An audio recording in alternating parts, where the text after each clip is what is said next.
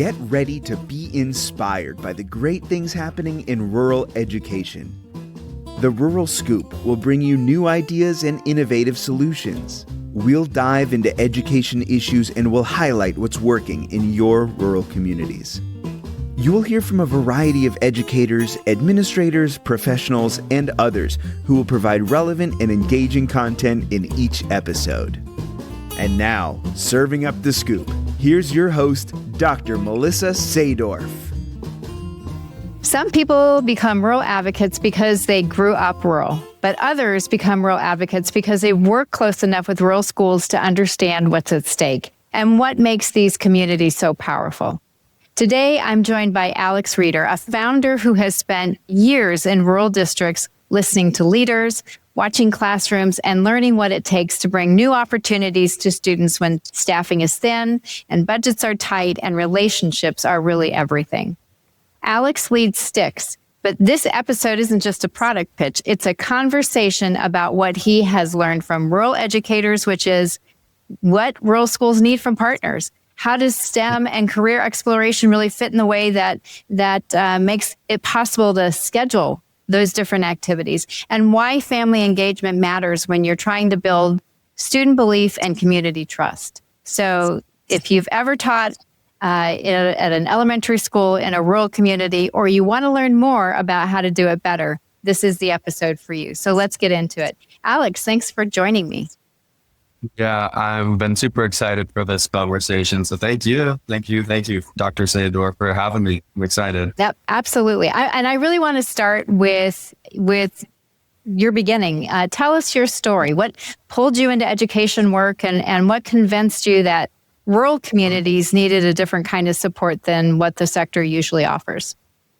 Yeah, for sure. So my journey, I can kind of start it during my college years, or even kind of my high school years, actually. So I am an engineer by trade, right? And as much fun as those big, long calculus problems were, a little sarcasm in case you can pick it up there. Yeah.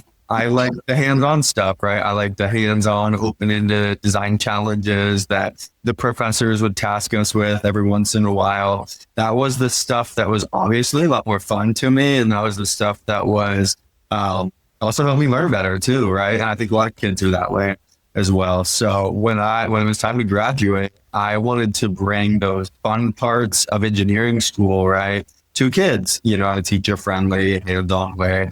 But the other part of my story that kind of relates to this is I only went that engineering path, Dr. Sadorf, because I didn't know what in the world I really wanted to do when I got older, right? So that it was time to decide my major come senior year of high school, because I was going to go do the whole college thing. And I was panicking, what do I want to major in? And family friends are saying, go the engineering route. You're a smart enough guy. You'll figure it out along the way through coursework and through internships. And I never did. So just kind of my blend of landing in engineering school because of that. And then my passion for helping kids find their passion from a younger age, or at least be exposed to all the amazing opportunities out there for them other than doctor, lawyer, teacher, right? It's kind of how I found myself in this situation.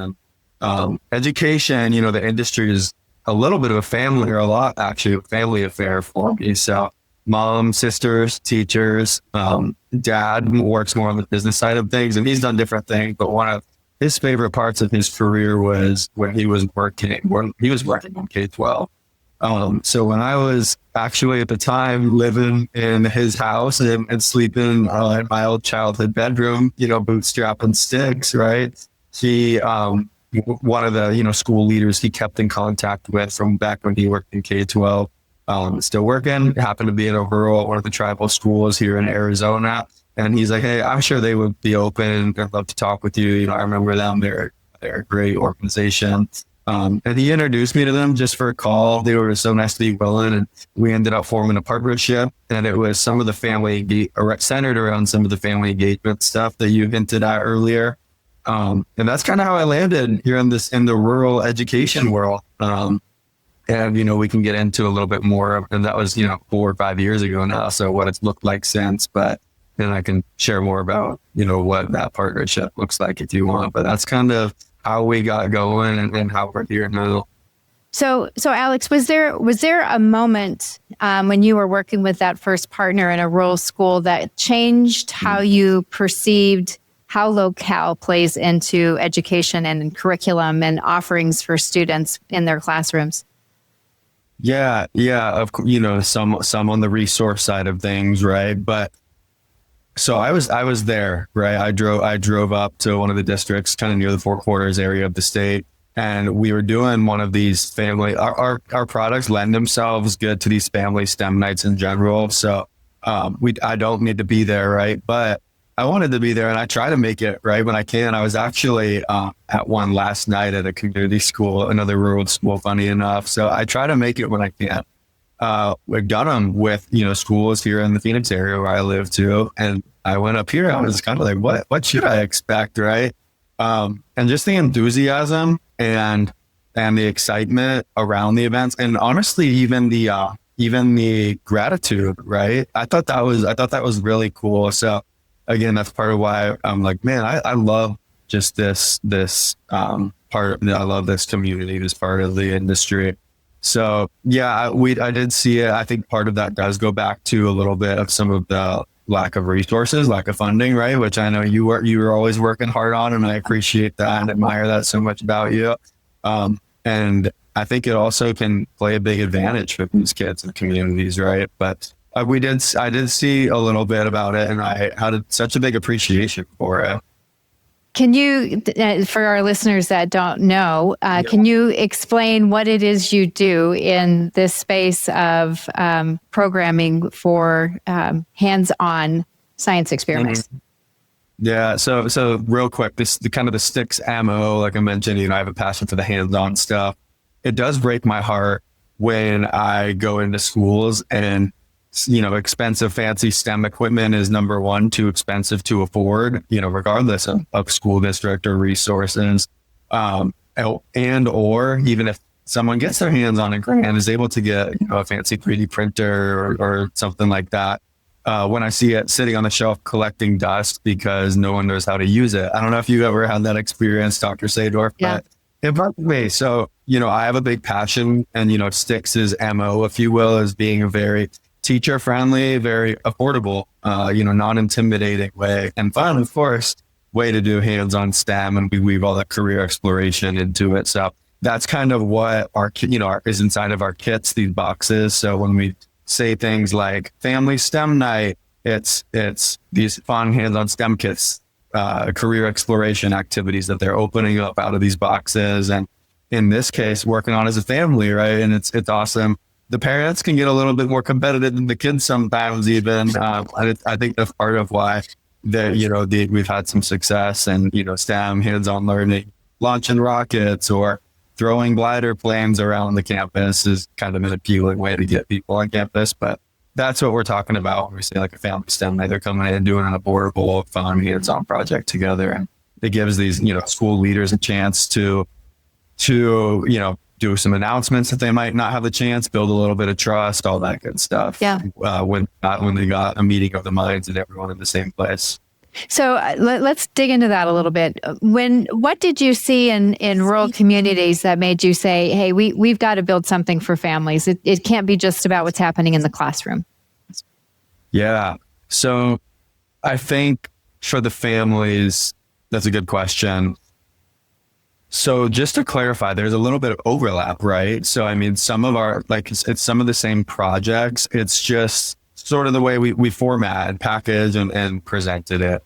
The classroom's all good. Sometimes it can seem a little saturated in the classroom, right? There's a million things to do to get it on top of all the stuff teachers already have on their plate first place, right? Especially during certain times of the year, like this one when we're recording. But I think when you get the families involved and you prioritize the family engagement, at least in my experience, at the school level or at the district level, in my experience, and what I've been told and kind of some of the data I've seen is you see attendance go up and, you see the desire from families for more of these events like that. So I think it is good, just to cater, just to give the family something new. And it doesn't have to be an expensive, expensive ordeal, right? You can use basic, like we mentioned earlier, non-intimidating, whether you partner with a company like us to kind of organize it or not, materials to pull this off in the first place. So, I think it is. I think it is pretty important just to have offerings to families and at least show the effort that you care. Yeah. When family engagement is done well, it truly does change culture, which, any rural leader is going to find an important outcome. Yeah. What shifts have you noticed or have leaders told you about after a strong event has happened? What changes about whether it's how families talk about school or how students are talking about their conversations with their families? What kinds of things are they noticing? Yeah, well, from my point of view, this has been kind of an interesting trend. And again, I'm being very cautious not to share too much about like the STIX products, but we've done a few of these events, right? And we've done them in different locales, but I'm thinking about a specific district. The first one, it went awesome. It was cool, right? But there's a little bit of trust that had to be built at the community level, right? You have to give people a reason to show up. So the first one went okay, right? And we left, and of course, the school was apologizing to me, like, "Are you kidding me? You don't need to apologize that there's not a ton of people here. Like, it's probably more manageable anyways for us and a great learning experience." But I say all that because the word got around, right? The kids tell their friends. The parents tell their friends. The next one, it was like quadruple the size. So clearly, like, something when you do it the right way, when you go about it intentionally and you create those safe places, the parents know they're not going to get hammered with, the parent teacher conference talk right away. Of course, there's a time and a place for that. But when you create those safe places, it seems like, and the kids, it's an engaging environment for them if they want to show up. They're also, the kids, it seemed to enjoy the hands-on learning, and the teachers are involved in events like that.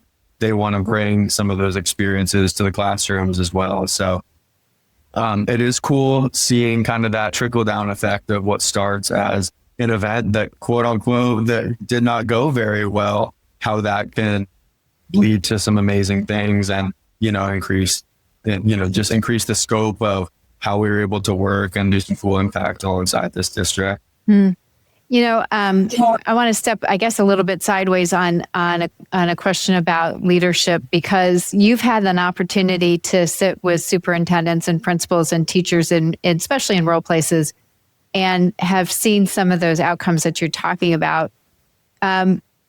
What leadership patterns or characteristics do you see in those schools that are really able to move their systems forward without burning people out with something like this? Because it can be seen as an extra. And yet it's so important that we provide those kinds of opportunities for families to engage with the school. So have you seen anything that leaders are doing to make sure that it really is a sustainable thing that they're doing? Mm-hmm. Well, can we agree to caveat this, that those rural leaders that are awesome that you're talking about are a different type of person in general, that they are just amazing and in so many different ways that they can handle a lot of things in general that a lot of people can't. So I've got all the respect in the world in the first place for their leadership. A couple of things I picked up is, one thing I love when people aren't afraid to make the ask, right? "Alex, you're coming to town. Can you bring this and that? Can you bring someone who does this?" And I'm like, "Oh, all right. Yeah, I can." I love when they're not afraid to, form those partnerships and also just make the ask of their partner, their vendors, their friends. They get so creative. I mean, and also just the willingness to sit down and brainstorm, I'd say. And because no rural districts are the same, right? Everyone's got a little bit different challenges. So I think when you can sit down and just brainstorm with people who are solving different things in different ways, that's just those are two traits that I've seen that I've seen work in a few different people that come to mind. Yeah. Not afraid to make the ask and people are so happy to help, right? People, organizations, and then just the creativity and willingness to sit down and have a meeting of the minds. I've seen you at a lot of different national events, and you've had an opportunity to talk to a lot of different people from around the country. And I'd like you to share, if you can, what's a common misconception that you hear from people about rural schools that you have an opportunity now that you've been in rural schools to correct? That's a good question. I think a big misconception is about some of the kids, the students, actually. I mean, some of these students I've seen, Dr. Sadorf, is this an okay angle to take the question on? Is towards the kids?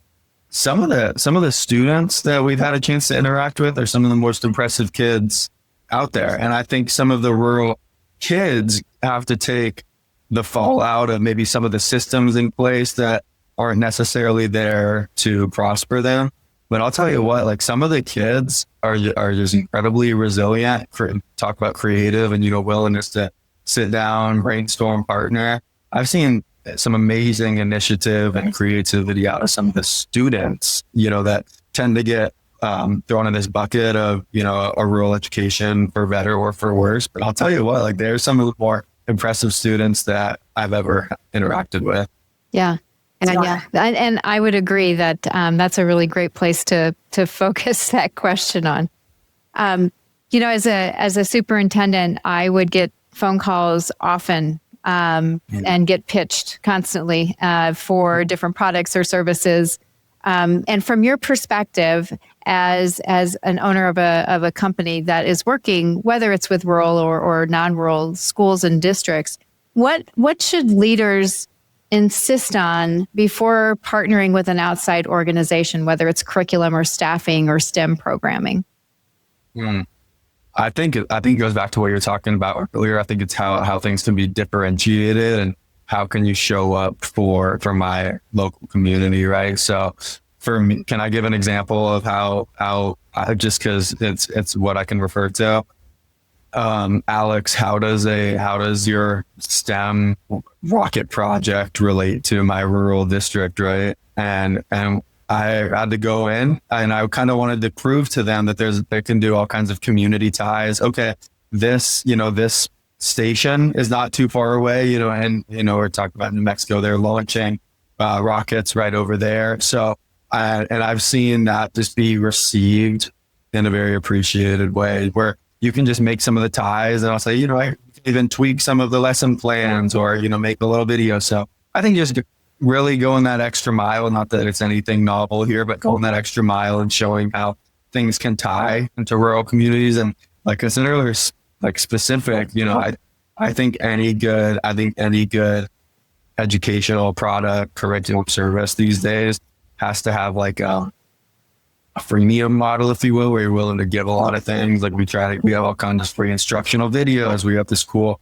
augmented reality and career exploration app. And sure, we have to pay the bills. So if you want to really make the most of it, get a hands-on nature, like we have these kits to offer, which we can differentiate and really tailor. And, at least on the back end provide, hey, here's some tips on how it relates to your community. And what excuses do we on our end really have these days anyways, when we have, Gemini, ChatGPT at our disposal that we can say, hey, what's going on in and around this area? So, especially these days, I don't think us vendors or partners have any excuses.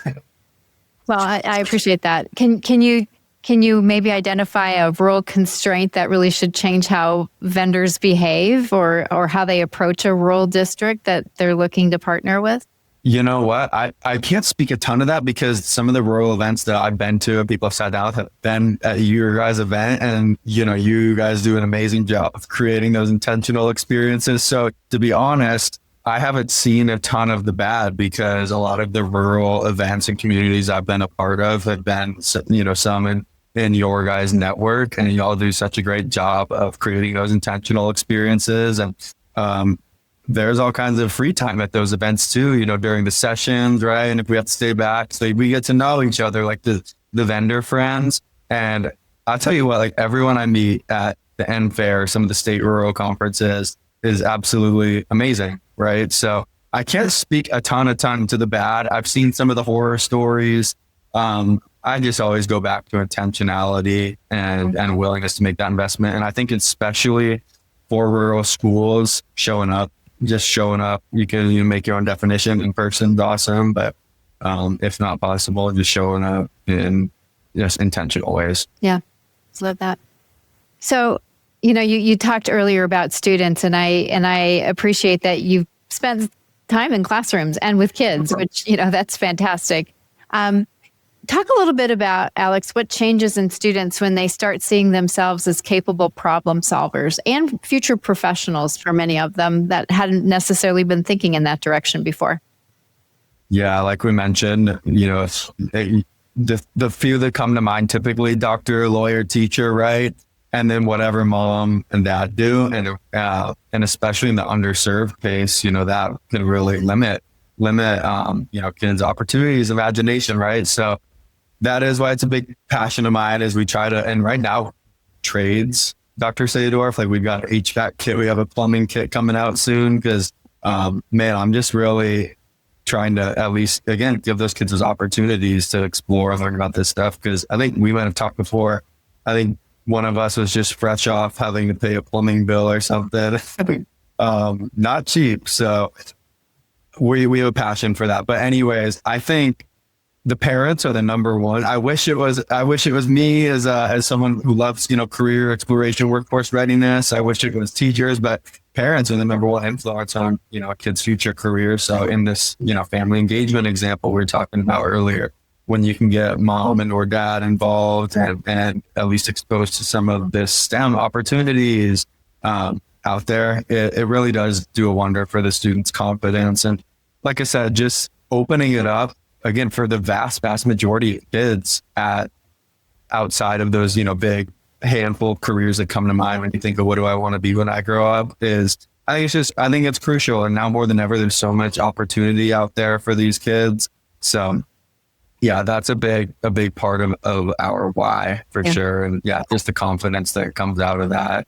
And hey, I even count it as a win if they interact with our wind turbine activity, right?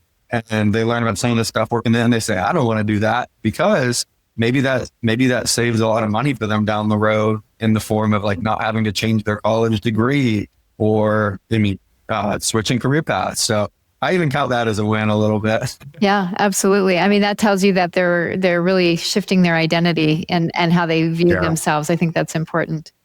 Mm-hmm. Rural places are typically they don't have as many employers.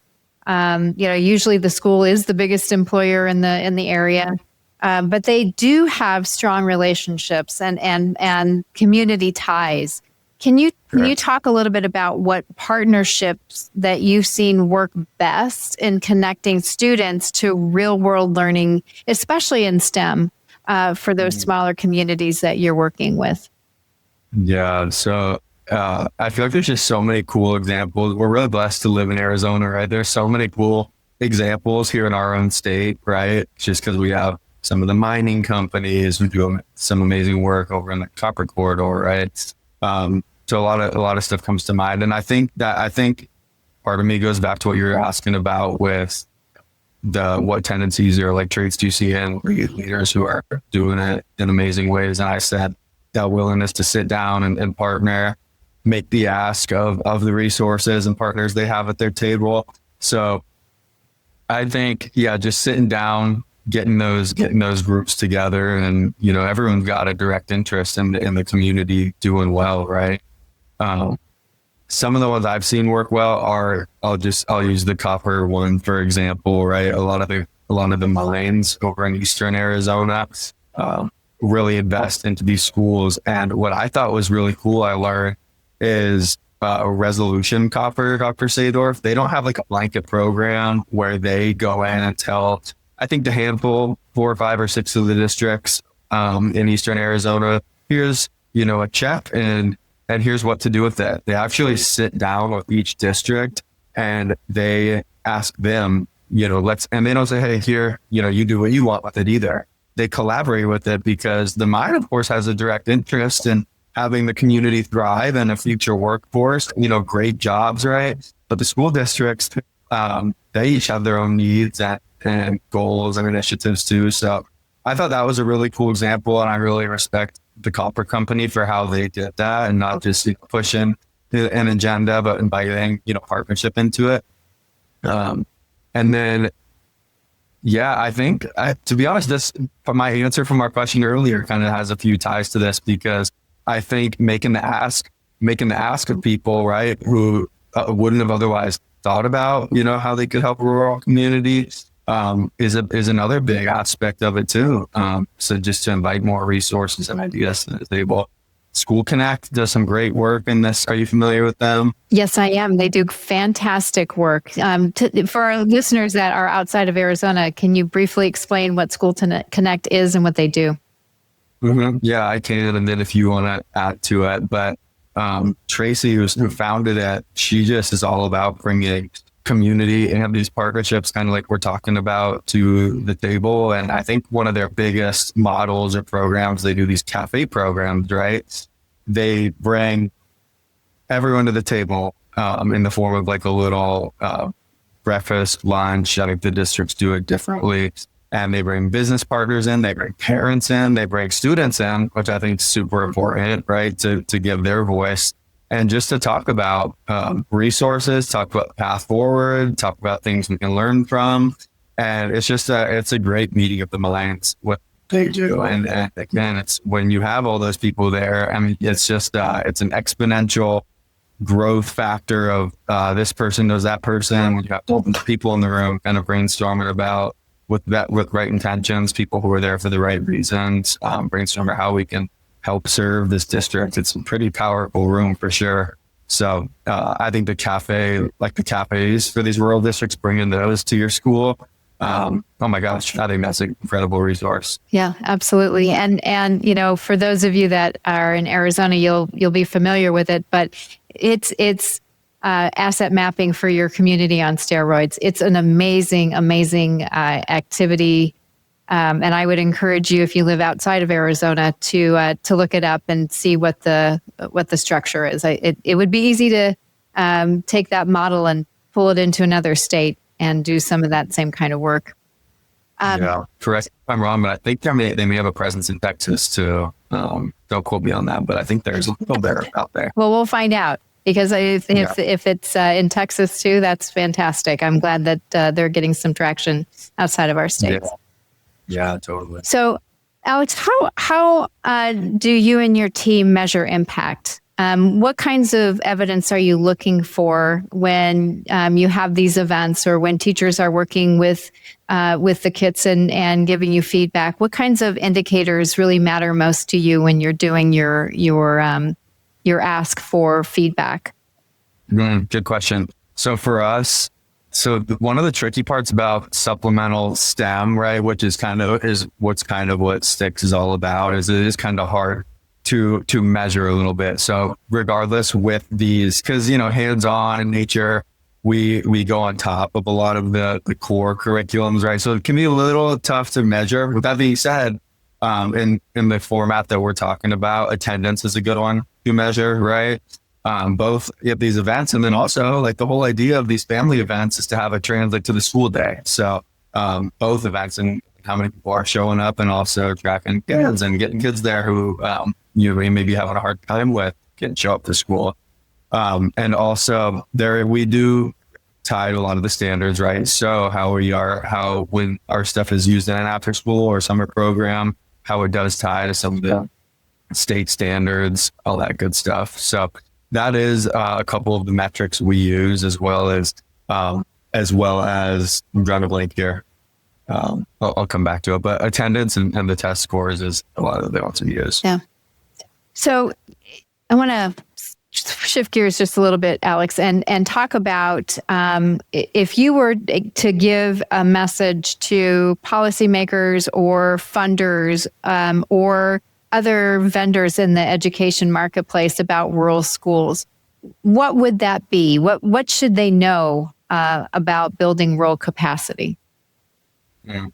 I think it goes back to what I was mentioning, we work with urban, suburban, rural kids, right? I think the potential of those kids that are going and working hard in the rural schools is such an asset to our country, right? I think they bring a different perspective. I think they bring a different work ethic, and outlook and talent. And I would just say investing in them, thinking of students first is going to have an incredible return for our country.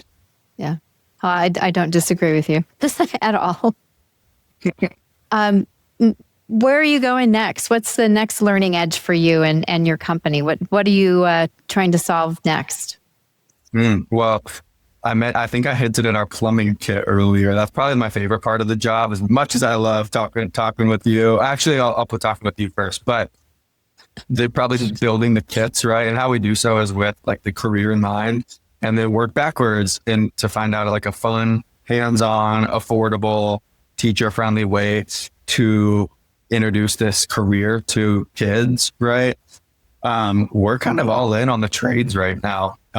So it's just kind of funny the way it's evolved. Like engineering, right? Our first kits were, civil engineer, renewable energy engineer. Now we're focused on plumbing and HVAC. And so just developing some fun new kits related to what's going on in the world right now, some of these careers in demand. So that's what's coming up for us. Working with more and more CTE programs, and yeah, just continuing to go to fun, awesome events and meet great leaders like you at NFair. So we're staying busy for sure. That's awesome.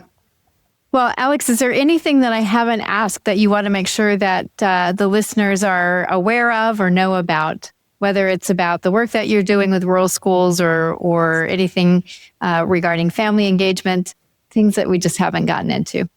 Yeah, I think what's kind of neat is when you get these kids working, and again, this not very not very tech forward STEM, right? But when you get these kids having these affordable could kind of also mean not intimidating things you find around the household, right? So when we talk about STEM careers and maybe the kids being exposed to it on campus or in a family STEM night, I think it's a cool crossover effect of that is they can also recognize some of the same stuff, cardboard tubes, right, around the house, duct tape, and be inspired to kind of continue the learning, elevate it when they get home. And then it goes back to, again, mom and dad, they're number one influence in your future career. So I think the downstream effects on top of, the activation or the event or the doing a hands-on project in the classroom can continue at home too and keep going from there and there. And for our listeners, if you haven't checked out the websites, Alex, how do they find you? Where do they go to learn more about what it is you're doing?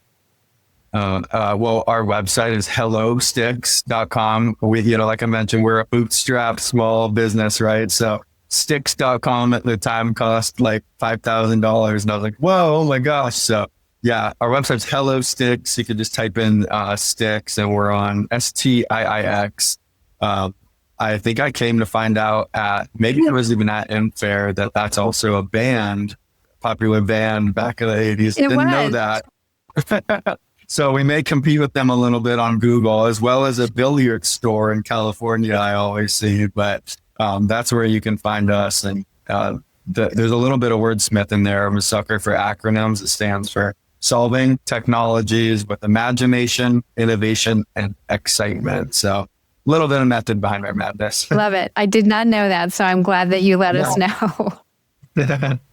So, Alex, I always end with the same question, and that is, what does the term rural advantage mean to you?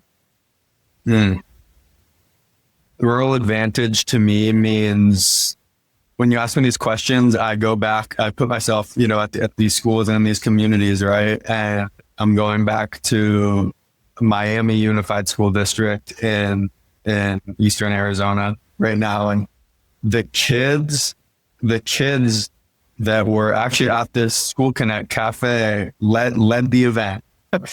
I think that was one of the more impressive things. They were the MCs. They led the PowerPoint. I think that was one of the more impressive things I've seen. And the food, Dr. Sadorf, was catered by the students, made by the students. And I'm sitting here just kind of taking in the presentation, the whole experience. And it was one of the more impressive things I've seen. I think those students that were trying, I want to be invested in is equally more than all, every other student around the country. I think just have so much potential because of their roots, because of their community ties, because of their experience. So I think just the roots, the humility, the work ethic for these kids, I think that's where my mind goes when I think rural advantage. Yeah, that's a great answer. Thanks for sharing that. Well, Alex, I want to thank you for showing up in rural communities with really an intentionality and naming what matters, which is relationships and fit and trust and really opportunities that feel real to kids. And I truly appreciate that you're paying attention to family engagement as culture work and not just a checkbox. Your perspective obviously comes from being in schools and not just the marketplace. So thank you for bringing your perspective and your insights. No, that's way too kind. I appreciate the kind word, Dr. Sadorf. You lead by example, and the entire rural community really does. So I appreciate the time, and I've been looking forward to this for a while. So I really appreciate the conversation. Well, friends, if this conversation sparked an idea, take it back to your next leadership conversation and ask, does it fit our reality and will it strengthen relationships? If this Rural Scoop helped you with leading with clarity and courage, please like the episode, subscribe to the show if you're not subscribed, make sure that you leave a comment with your takeaway, and please share it with a colleague who cares about rural kids and making sure that they have access to STEM. This is your host, Melissa Sadorf, and remember, in rural leadership, our strength is our shared story. When we lead together, we thrive together. I'll see you next time. Thanks so much for tuning in to the Rural Scoop. If you enjoyed this episode, be sure to rate, review, and subscribe. Your support helps us keep these important rural conversations going. And we'd love to hear from you, so feel free to leave a comment or share your thoughts. You can follow along and never miss a new release by subscribing on your favorite podcast platform or by following us on social. We're on YouTube at The Rural Scoop, Instagram at msadorf1, and X at msadorf03. The Rural Scoop is produced with support from Vela Educational Consultants. To learn more, visit velaconsultants.com. See you next time for more great discussions about rural education. And as always, keep leaning in to the rural advantage.